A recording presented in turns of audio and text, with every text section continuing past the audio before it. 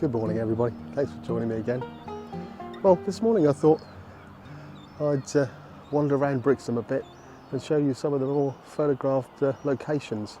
So if you're coming to Brixham, you want to take some photographs, this might get you started.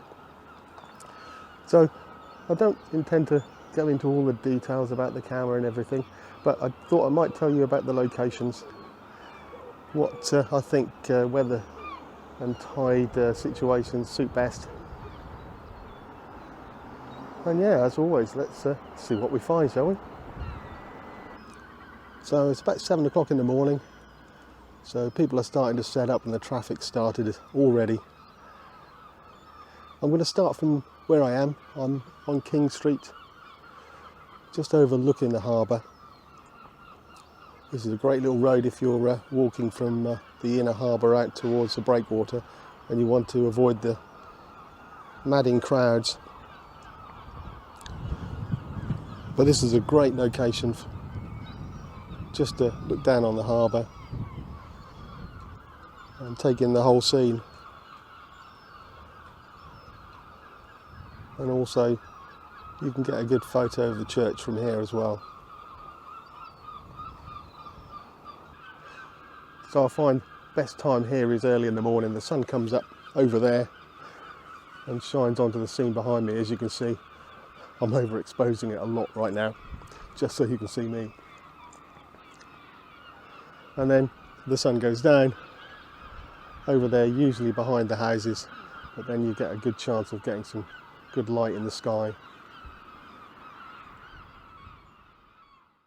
So although it was a blue sky morning, I did take a few shots. Quite like this square crop with the boats in the bottom making that nice triangle in the bottom of the frame. So I tried to make more of a feature of this, and the boats sort of lead you up into the scene and up to the church. And this is one I took earlier on in the year. You can tell by the cloudy skies of the whole scene. So I've just come down from the road above onto the harbour side here. The next shot is a panorama of all the houses. Now this is the best if the tide's in and you get some reflections. Best conditions are a nice calm morning or evening. In the evening, of course, all the lights will be on. What's difficult to do here is a long exposure shot to smooth out the water. Even if you have a tripod and some good equipment, what you tend to find is the boats will always be moving. Even if it looks flat calm, there'll be a little bit of a swell and they'll be swinging around. Anyway, I'm out with the Olympus Micro Four Thirds camera again. If you watch the channel, you'll know that I've only had this a couple of weeks and I'm still trying to work out the best way to use it. But I am taking it with me to work and out every day, so I'm taking more photographs, that's for sure. So you can probably see by the water and maybe a little bit of wind noise on the microphone that there's still a little bit of wind this morning and almost a clear blue sky, just a little bit of cloud. So I might try a quick panorama and let's see what that looks like. Well, it looks quite good. Really pleased with this. For a handheld shot, there's about 7 or 8 photographs in this and they stick together really nicely.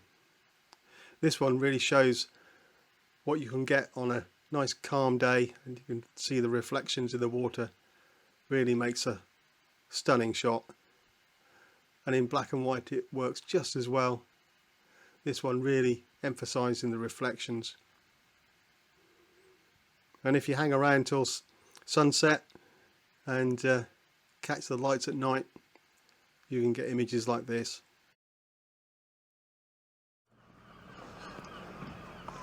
Well, sorry if the light on my face is a bit dark, but I want to show you the background. Let's go down to the Golden Hind before it gets too busy and I get all embarrassed talking in front of everybody.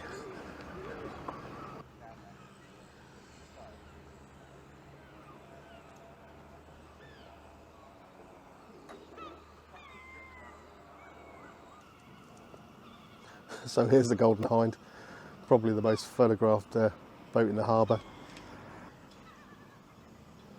I'm sure if you've been here on holiday, you've got a photograph of this boat.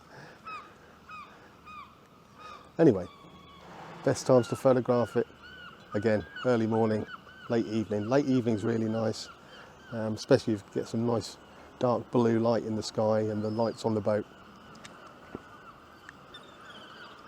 Find it works better when the tide's in as well. Again, you get some reflections in the water. And you can walk around this for hours trying to find different angles. But I like this one. This was also liked by the English Riviera, and they put it on their tourist website. So I'm really pleased with this image. Lovely dark blue colours, and the lights on the boat look great. Something maybe a little less obvious is when the tide's out, the bottom of the boat's got lots of seaweed on. And just at the moment with the light on, it looks really interesting. I'm just going to go and have a look.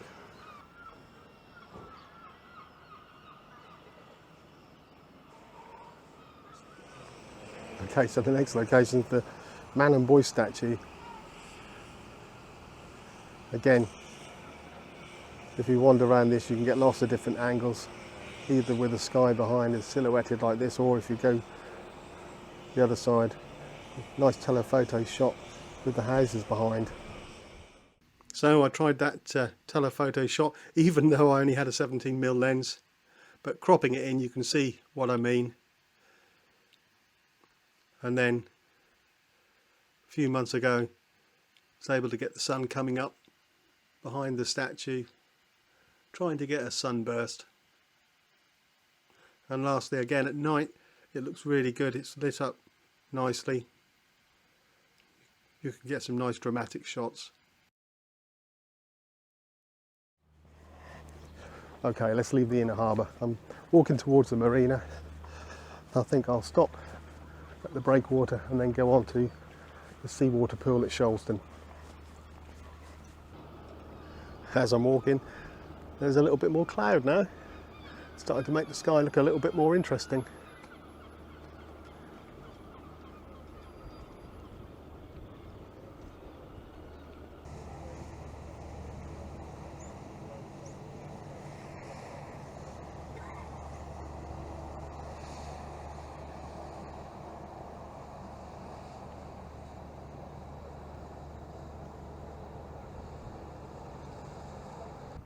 Well, that was good timing to see the lifeboat going out.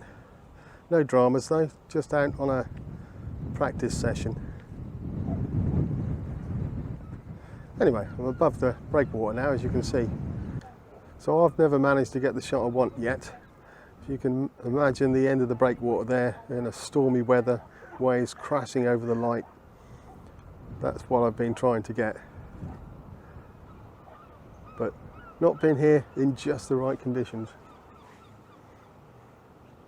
If only I had my telephoto lens with me right now. That's a really nice photograph of the lifeboat going out and all the spray and lit up with a dark background behind. Really nice. It's probably too far away for you to see in this camera. So if you're a keen photographer and you're coming to Brixham, you probably already know about Sholston Pool. If you follow some of the better photographers, you know there's some really nice minimalist shots to be had here. Obviously works better with a high tide, with the water lapping around the railings, and you can make some interesting shapes using long exposures. This morning I'm not going to get any great photographs. I've only got the 17mm lens on, no tripod, and the tide's almost all the way out. But let's look at some of the shots you can get. This is a photograph you see most people take, but obviously at low tide it just doesn't look the same. You've got the leading line of the railing here, but you'll have to imagine it all full of water. And as you can see when the water's there, the railings just poke out above. So if you have a tripod and you can do a long exposure shot, you can get something like this. And then once you get an image like that, you can start playing around in post-processing with Photoshop or something. But if you like a more natural shot, at sunrise you can get some lovely reflections in the pool like this. And then even with this you can start messing around. I did a mirror image of the pool buildings just to create this. And of course lots of shapes. The white lines at the edge of the pool really help make this triangle shape of the pool. And just the writing on the edges can make some really interesting black and white shots. Just come away from the pool a little bit. There's people starting to swim, so I don't want to intrude on their privacy. So I've come down onto the beach here, and at low tide this is really another quite interesting location. Not obvious, but the rock formations here give some nice leading lines into the sea, and with the sunrise over there, sunset usually somewhere over there, you can get some nice shots either with the sunrise with the leading lines into it, or some side light. Also tell you what I'm doing with this camera this morning. So as I said, I'm trying out the settings. I've got it on manual mode, but I've left the auto ISO on, so I'm able to adjust the shutter speed so I can have it handheld. I'm adjusting the aperture so I get the depths of field I want, but then I'm just letting the camera deal with the ISO. At the moment I'm just using the autofocus, and I'm going to see what shots I get, how sharp they are, before I move on and try something different. So the beach is somewhere where I should really spend more time, because there are some really nice shots to be had here. I like the pastel colours of this one and the leading lines. And of course again at sunrise and probably sunset as well, you can get some nice reflections and light on the rocks. And on a stormy day, of course, you can play around with the exposure and get some nice dramatic weather shots, or keep it really fast and capture the waves like this. Okay, that's enough of the pool, and now for a long walk all the way around to Battery Gardens and a look at the breakwater from the other side.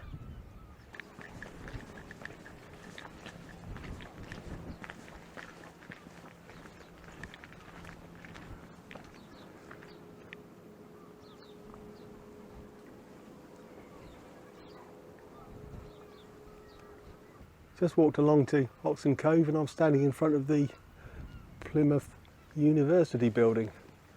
Interesting in itself, with this modern architecture. Some really nice photographs here if you're into this sort of photography.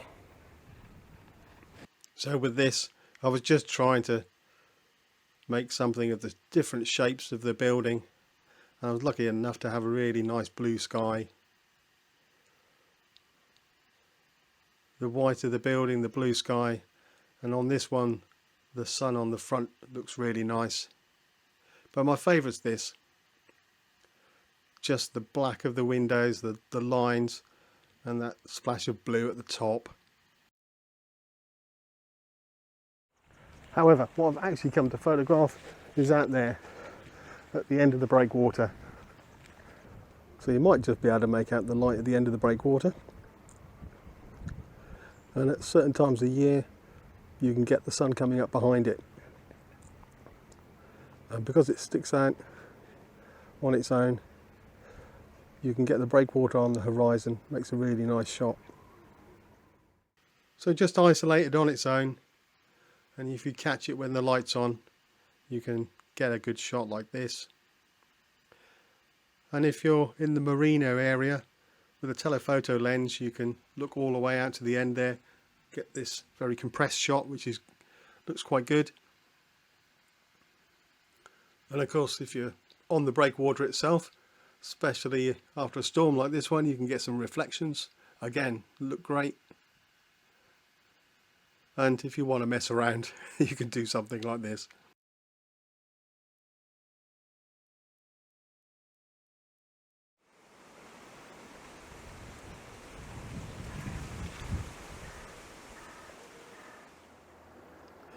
Well, I'm at my last location. I've come all the way round to Fishkin Cove and Churston Quay over there.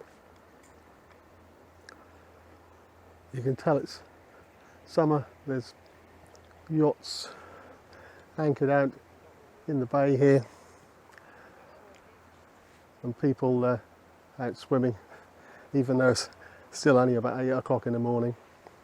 But Brixham's got more photographs to be had than just the coastline, so I'd encourage you to have a good walk around the town and see what you can find.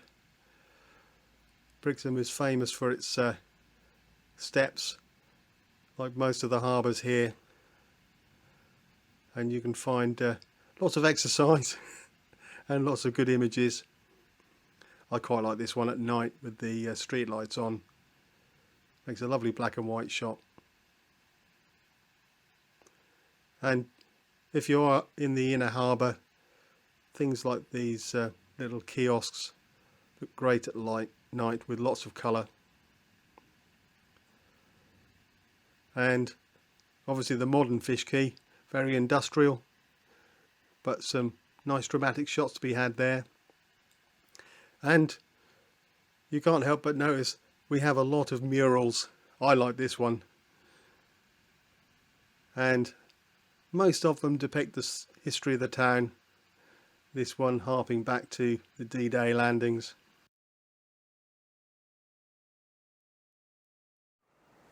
So enjoy your photography when you come to Brixham, and if you like the video, don't forget to subscribe to the channel. It doesn't cost anything, and hopefully I'll see you all again next week. But for now, cheerio.